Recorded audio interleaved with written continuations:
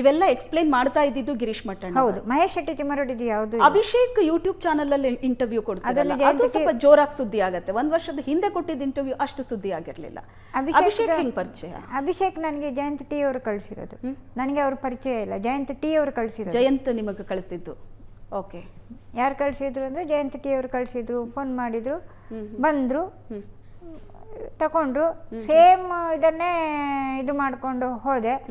ಆಮೇಲೆ ನನಗೂ ಸ್ವಲ್ಪ ಮನಸ್ಸಿಗೆ ಇದಾಯ್ತದು, ಯಾಕಾದರೂ ನಾನು ಇದು ಮಾಡಬೇಕಾಗಿತ್ತು, ಆಗ್ಲೇ ಒಂದು ಸೂಕ್ಷ್ಮ ಬೇಡಾಗಿತ್ತು ನನಗೇನು ಅಂತ ಒಂದು ಸೂಕ್ಷ್ಮತೆನೂ ಇತ್ತು.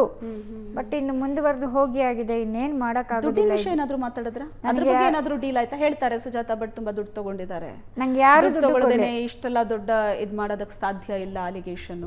ನಾನು ಯಾವ ದುಡ್ಡನ್ನು ತಗೊಂಡಿಲ್ಲ. ಏನು ದುಡ್ಡು ತಗೊಂಡಿಲ್ಲ? ನನ್ನ ಬ್ಯಾಂಕ್ ಯಾವ ದುಡ್ಡು 1 ರೂಪಾಯಿನೂ ನಾನು ಯಾರ ಹತ್ರ ತಗೊಂಡಿಲ್ಲ.